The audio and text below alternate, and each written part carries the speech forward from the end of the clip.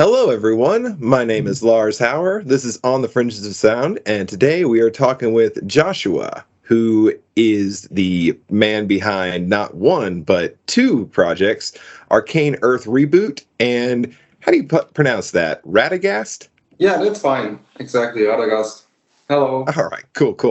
So how you doing today, Joshua? Oh, I'm fine. I'm just great. It's just awesome sunlight outdoors, and we're having a great time here over Leipzig. Summer is starting. It's really hot today.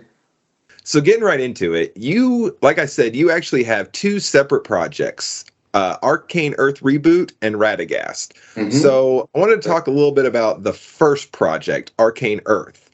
So you released an album under that moniker just last month, and I heard quite a variety of stuff going on, especially for the genre of ambient.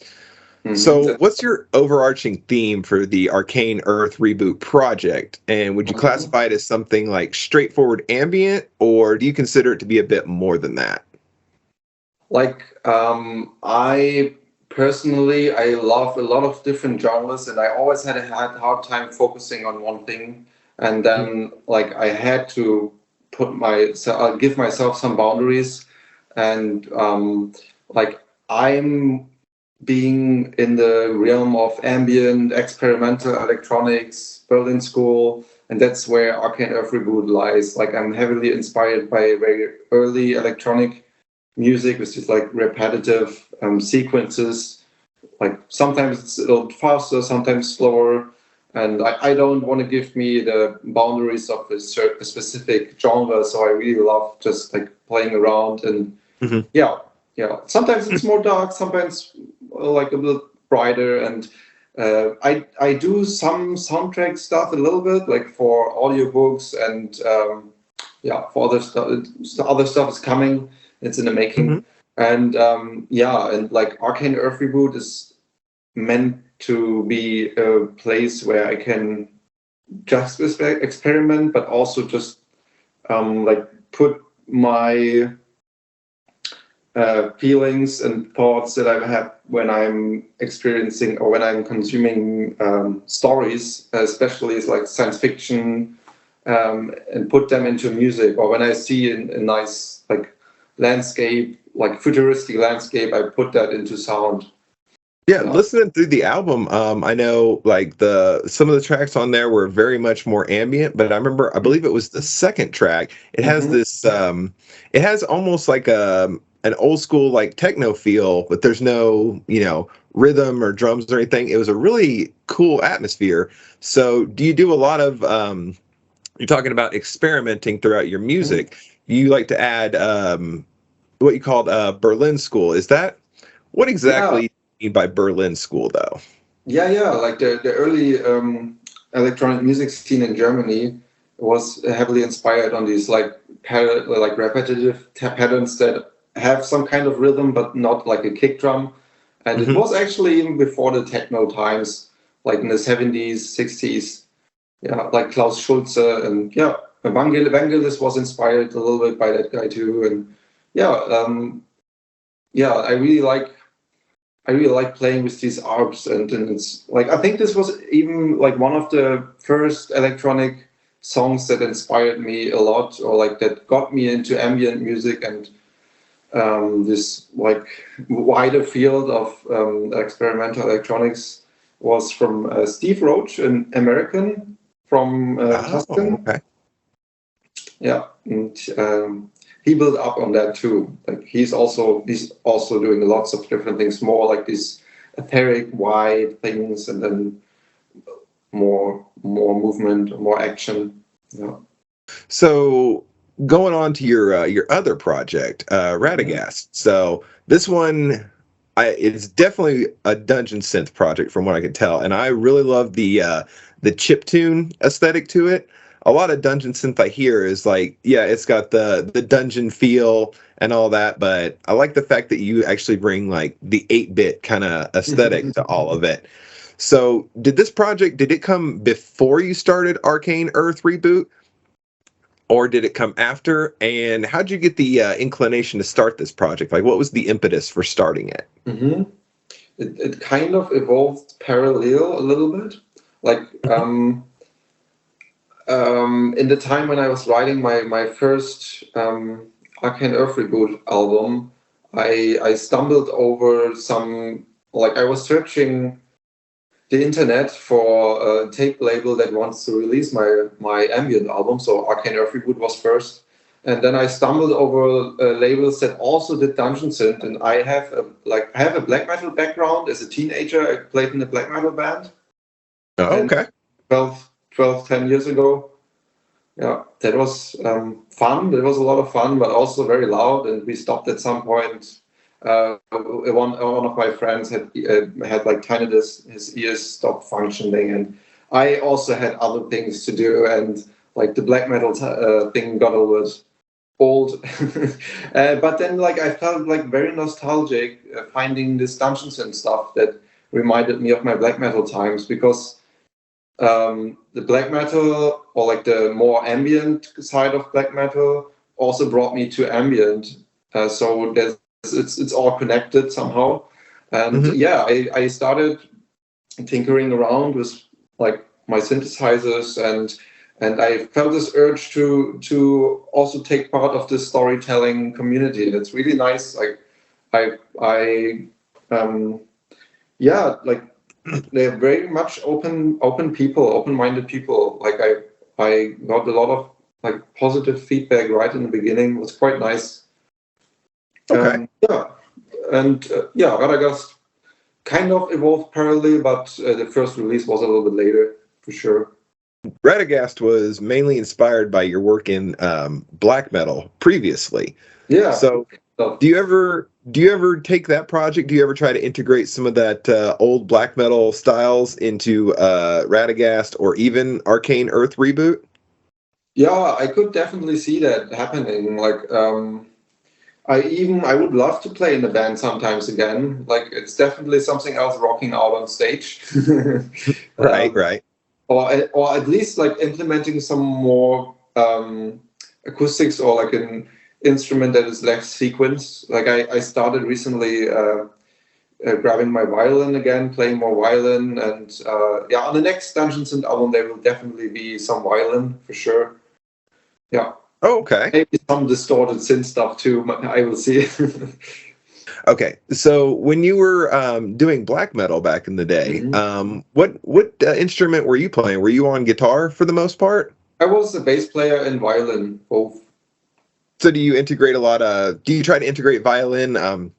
Like I could see violin being integrated very easily into the Arcane Earth reboot, but it seems like you wanna put more of that into the Radagast, which I sounds think great. I think it might be all over the place. I will see what happens. Right, right. I'm All right. just tinkering around now, figuring out some pedals that would fit, and yeah, Okay. I will see.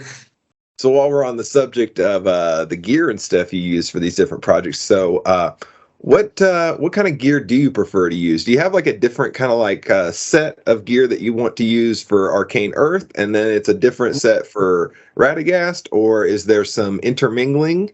And are you mostly like a hardware guy? I see your whole rack of synthesizers and keyboards back there, so I'm guessing you're more on the hardware side, right? Yeah, like I'm definitely more inspired to play like a physical instrument.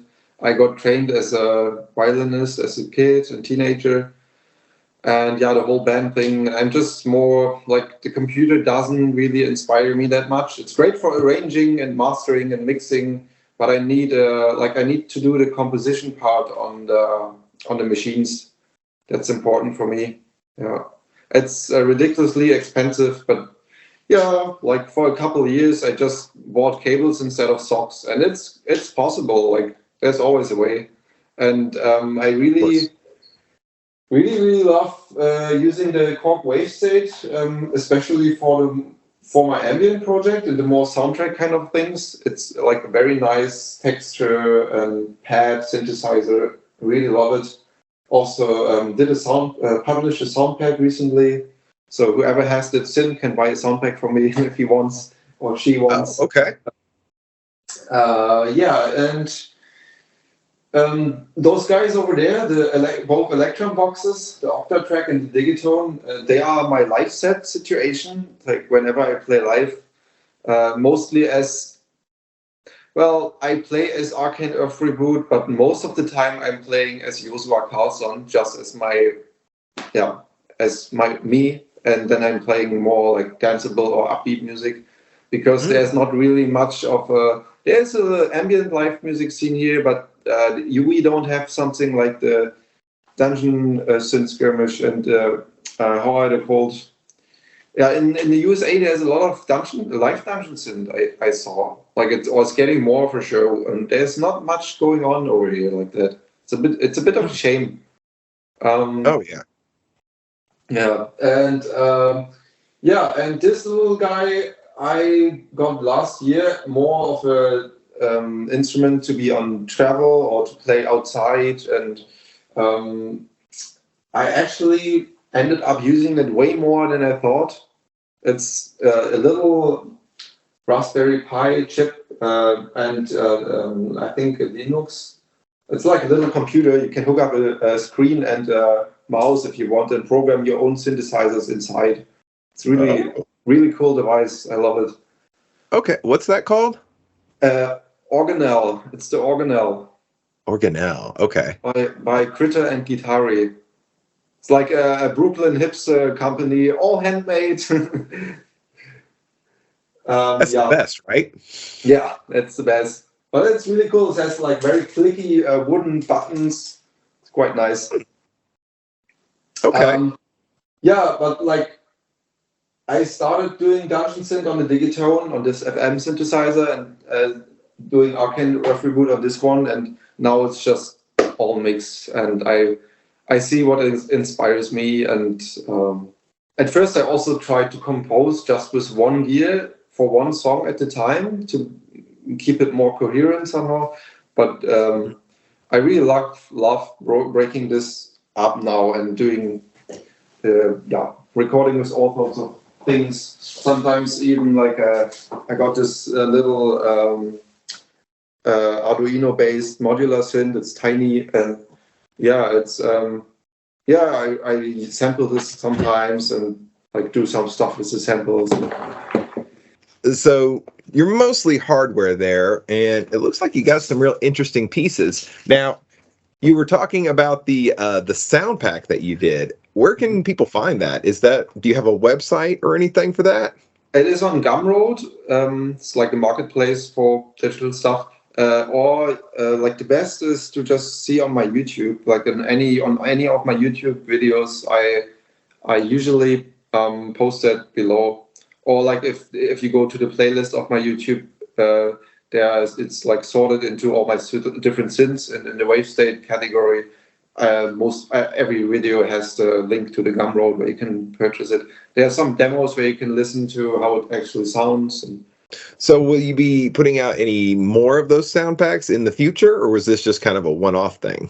I'm working on a second one now for the wave state again. Yeah, I'm thinking about doing some Digitone stuff too, but I have a friend living close here, and he's so good with the device, so that I feel like it's unnecessary. I don't need to do that.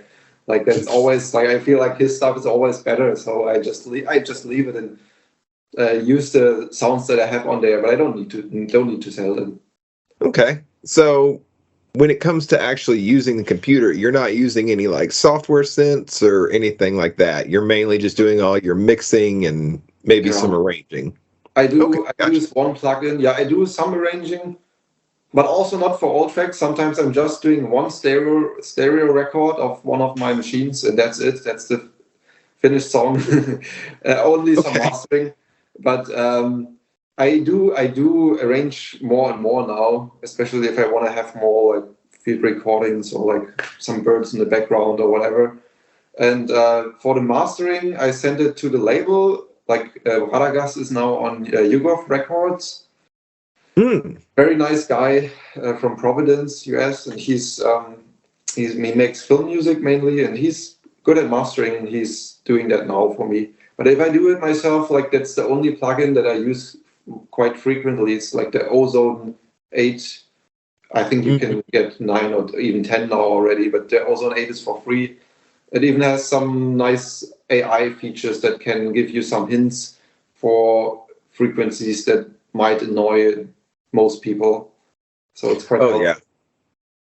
Ozone's a pretty good plugin. Oh yeah, you know I too. know, like mastering engineers like to crap on it a little bit, but Yeah, for yeah. those of us who don't have a Yeah, multi-$1,000 mastering setup, it's a nice fix. yeah, it's really cool.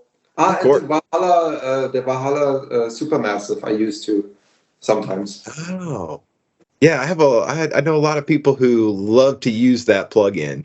Yeah, Um, it's a really fun plugin. It's definitely one of those use sparingly kind of plugins, though.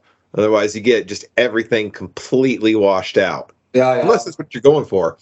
You need to be use it carefully for sure. Yeah, Mm, it quickly gets too much. of Yeah, I had course. a really nice reverb pedal, but then I sold it for some other gear to buy some other Mm. gear, and actually, like live, like quite often people don't really care if you have like a superb reverb on stage or just like a mediocre one, and Yeah. then yeah, then I just use the plugin. So, what do you have coming up for each of your projects? Is there a new album in the works for Radagast? I know, like I Mhm. said, you did a new album for Arcane Earth Reboot just about a month ago. So, what do you have coming up next? So there's a bunch of stuff coming. I don't know if you know the HDK Heimat der Katastrophe label. It's like a little Italian dungeon synth label. I like it, and they invited me to take part of their magazine by contributing 3 songs for RPG, a little tiny RPG. Yeah, that's cool. Like 4 artists, four RPGs are being Right. sent So, with the cassette tape. is this an RPG like an actual like video game, or is this a like a tabletop Yeah, RPG pen kind and paper. Pen of? and Oh, paper. wow. I think you can use the Dungeons and Dragons rule set, as far as I know. That's supposed to come in June. I have to ask the guy when they actually want to release it. I think I will put the 3 songs that I did, like 15 minutes, on my Bandcamp too, if anybody wants to get it, because they are unfortunately they're doing very limited tapes and they're always sold out very very quick. So, aside from that, do you have a is that going to be a new album released on your Bandcamp, or is that just Just the 3 songs, and I'm working on a new album. I also have 3 songs for that one so far, or like four and a half. Um, but I think I take some time this time.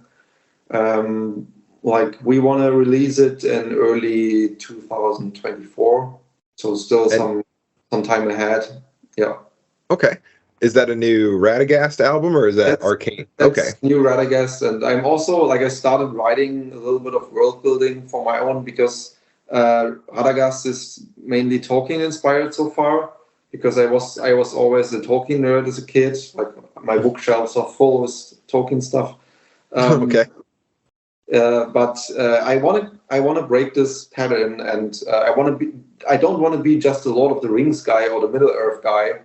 And now I'm writing my own stuff to maybe like the coolest thing would be a graphic novel coming with the tape, but that's a step ahead. I think at first maybe some illustrations and some like something little. I will see Okay. how I start that.